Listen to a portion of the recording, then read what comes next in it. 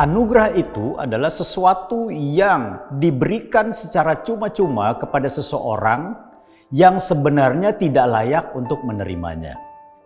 Tuhan memakai manusia dan peristiwa dari generasi ke generasi untuk menyatakan anugerahnya kepada manusia.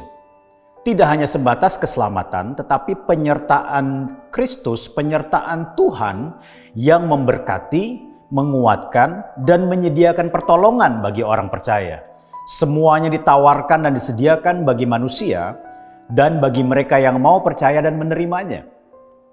Tetapi ketika Kristus sebagai anugerah terbesar yang datang dari Bapa, datang ke dalam dunia ini, justru yang terjadi adalah penolakan terhadap kasih karunia atau anugerah yang Bapa berikan itu.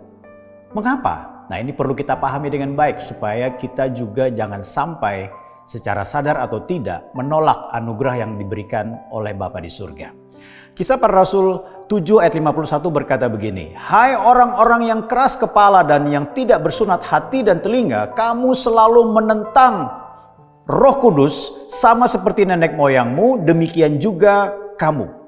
Saudara yang kasih dalam Tuhan, perlu kita pahami dengan baik, menolak anugerah yang sudah disediakan dan ditawarkan itu dengan cara yang bagaimana? Kita pahami dengan baik. Yang pertama adalah keras kepala.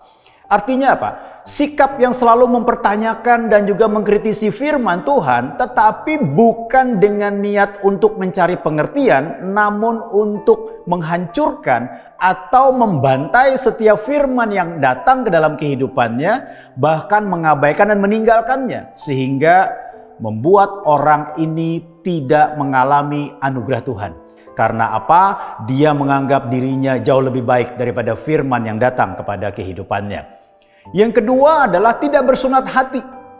Hatinya tidak mengalami pertobatan. Hatinya tidak meninggalkan kebenaran yang lama. Hatinya tetap berpaut kepada dunia dibanding kepada Tuhan. Sehingga apa? Tidak ada perubahan yang terjadi padahal anugerah sudah diberikan. Nah, saudara yang kasih dalam Tuhan, ujungnya pada saat berbagai macam pergumulan hidup bisa dialami dan terjadi, maka bisa saja orang seperti ini akan mengalami atau melakukan penolakan dan pemberontakan terhadap Kristus. Dan yang ketiga adalah tidak bersunat telinganya. Artinya apa, saudara? Hanya mau mendengar hal-hal yang menyenangkan telinga, yang sependapat, dan yang tidak mau mendengar teguran terhadap dosa dan pelanggarannya. Sehingga apa? Pekerjaan Roh Kudus dihambat oleh orang itu sendiri. Anugerah Tuhan tidak sampai dalam kehidupan orang itu. Maka yang berakhir kepada pemberontakan menghasilkan orang itu jauh dari Tuhan. Dan jika itu terus terjadi, maka dia akan masuk ke dalam kebinasaan. Bukan karena Tuhan yang merancang hal seperti itu. Karena Tuhan sudah menyediakan anugerahnya bagi kita. Tinggal bagaimana kita mau menerima atau menolaknya. Tuhan Yesus memberkati.